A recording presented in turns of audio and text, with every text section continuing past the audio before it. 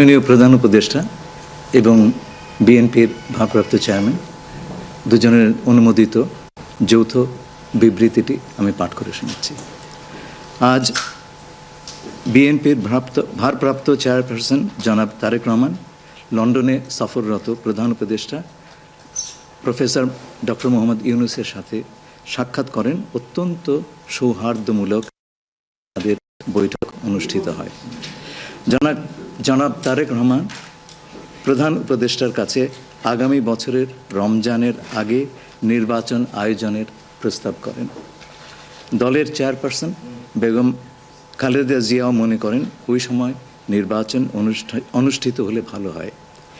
প্রধান উপদেষ্টা বলেন যে তিনি আগামী বছর এপ্রিলের প্রথমার্ধের মধ্যে নির্বাচন অনুষ্ঠানের ঘোষণা দিয়েছেন।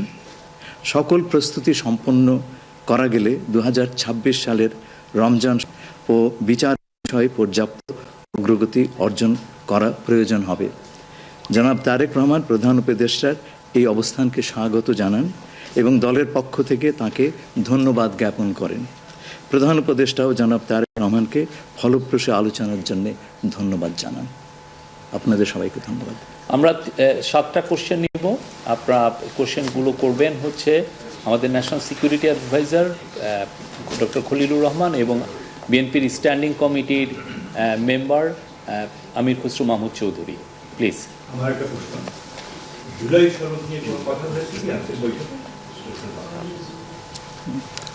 না, জুলাই সনদ নিয়ে তো অলরেডি আলোচনা চলছে দেশে, এবং এই ব্যাপারে আমাদের মধ্যে অলরেডি সিদ্ধান্ত আছে যে ঐক্যমতের ভিত্তিতে জুলাই সনদ হবে, এবং সংস্কারের ব্যাপারেও একই উত্তর আমাকে দিতে হয় যে ঐক্যমতের পরিপ্রেক্ষিতে আমরা সংস্কার এবং জুলাই সনদ দুটাই করব। সকলের ঐক্যমতের পরিপ্রেক্ষিতে সেটা সিদ্ধান্ত নেওয়া হবে, এবং এটা আমি নিশ্চিত এটা খুব কম সময়ের মধ্যে আমরা সেই সিদ্ধান্ত নিতে পারবো।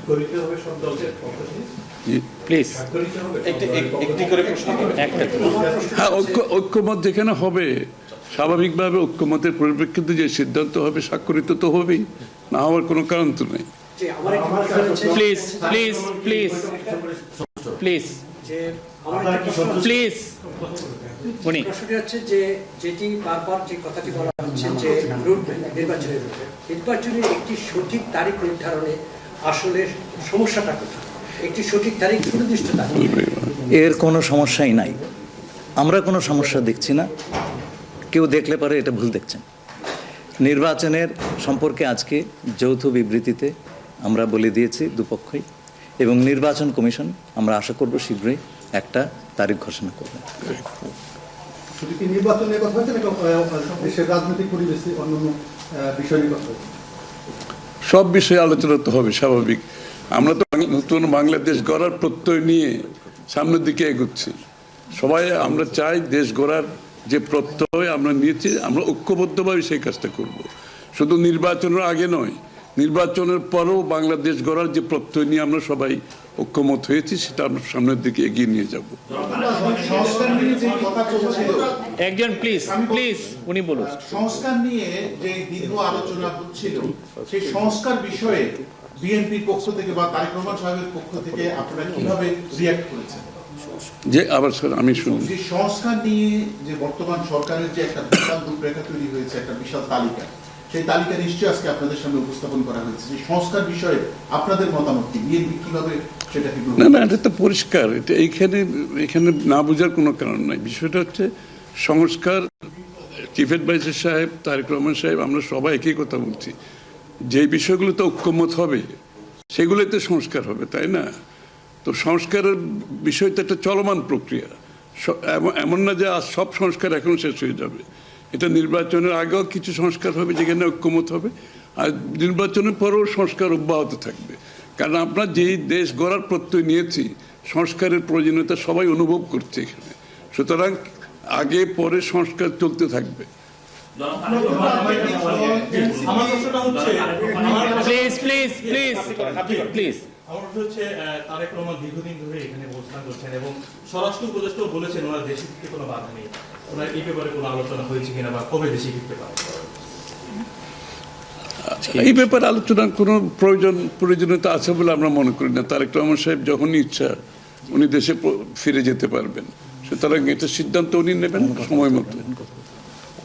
আমি একটা প্রশ্ন করতে চাই, আমার প্রশ্ন আছে যে শেখ হাসিনার যে এই যে হত্যাযজ্ঞ, সেই হত্যাযজ্ঞের যে বিচার প্রক্রিয়া, সেই বিচার প্রক্রিয়ার সাথেও কিন্তু একটা বিষয় জড়িত। তিনি বলেছেন যে তার সময় অর্থাৎ নির্বাচনের আগেই শেখ হাসিনার যে বিচার প্রক্রিয়া তিনি শেষ করতে চান এবং পরবর্তীতে তাকে ফিরিয়ে আনার ব্যাপারে তিনি সিদ্ধান্ত নেবেন। এই ব্যাপারে আলোচনা হয়েছে কিনা, এবং যদি সেটা হয়ে থাকে তাহলে সেটাও এই নির্বাচনের রূপরেখার সাথে এটার কোনো প্রভাব ফেলবে কিনা? যৌথ বিবৃতিতে এর উত্তর দেওয়া আছে। সংস্কার এবং বিচার দুই বিষয়ে পর্যাপ্ত অগ্রগতি কথা বলা হয়েছে এবং আমরা মোটামুটি কনফিডেন্ট যে এই অগ্রগতি আমরা নির্বাচন আগেই দেখতে পাবো। সম্পন্ন করা নতুন রাজনৈতিক দল এনসিপি নির্বাচন কমিশন সংস্কার ছাড়া নির্বাচনে যাবে না বলে ঘোষণা করেছে। এই বিষয়ে কোনো এই ব্যাপারে এখানে আলোচনার কোনো সুযোগ আছে বলে আমি মনে করি না। এটা স্যার বলেন। কি হয়েছে? সকল দলের সম্মতিক্রমে নির্বাচনটা অনুষ্ঠিত হবে। আমরা সেরকমই চাচ্ছি। নির্বাচন কমিশন এই নির্বাচন কমিশনের অধীনে নতুন রাজনৈতিক দল নির্বাচনে যাবে না বলছে, এটা নিয়ে কোনো আলোচনা হয়েছে? এটা ওনাদেরকে জিজ্ঞেস করেন। এটা যার প্রত্যেকটি দলের নিজস্ব মতামত আছে, তবে আমরা সকলকে নিয়ে নির্বাচনটা করতে চাচ্ছি। আচ্ছা, তাহলে কি আমরা বলতে পারি যে এপ্রিলে যে ঘোষিত যে নির্বাচনের রূপরেখা, তাহলে সেখান থেকে সরকার কিছুটা সরে আসতে চাচ্ছে বা আসবে? যৌথ ঘোষণায় এই বিষয়টি সুস্পষ্টই বলা আছে। আপনারা শুনেছেন, যদি সকল কাজ সময় মতো আমরা করতে পারি এবং বিচার ও সংস্কারের ব্যাপারে পর্যাপ্ত অগ্রগতি হয়, তাহলে নিশ্চয়ই সেটা করা যেতে পারে। এখানে আমি একটু অ্যাড করি যে ইয়ের সাথে, যে মিটিংটা প্রথমে আমাদের দুই সাইডের ডেলিগেশনের সাথে হয়েছে এবং পরবর্তীতে 1-to-1 ওনারা দুজনে দীর্ঘ সময় আলোচনা করেছেন। আপনারা কি সন্তুষ্ট কিনা? নিশ্চয়ই সন্তুষ্ট। আমরা তো বলছি নির্বাচনের আগে নয়, নির্বাচনের পরও দেশ গড়ার ক্ষেত্রে আমরা সবাই একসাথে কাজ করতে হবে, নতুন বাংলাদেশ করতে হবে। আর সন্তুষ্ট না হলে তো যৌথ ঘোষণা আসবার কথা নেই। এখন যে বিচার প্রক্রিয়া চলছে বিগত সরকারের বিভিন্ন, আপনি একবার কোশ্চেন করে দেন প্লিজ। না আর একটা লাস্ট কোশ্চেন নিব, লাস্ট একটা কোশ্চেন নিব। জি, জাতীয় ঐক্যমত্যের সরকার গঠনের বিষয়ে কোনো আলোচনা হয়েছে কি? না, এটা তো নির্বাচন পরবর্তী সিদ্ধান্ত, যারা নির্বাচিত হবে তাদের সিদ্ধান্ত। সুতরাং এখানে তো আলোচনা হওয়ার কিছু নাই।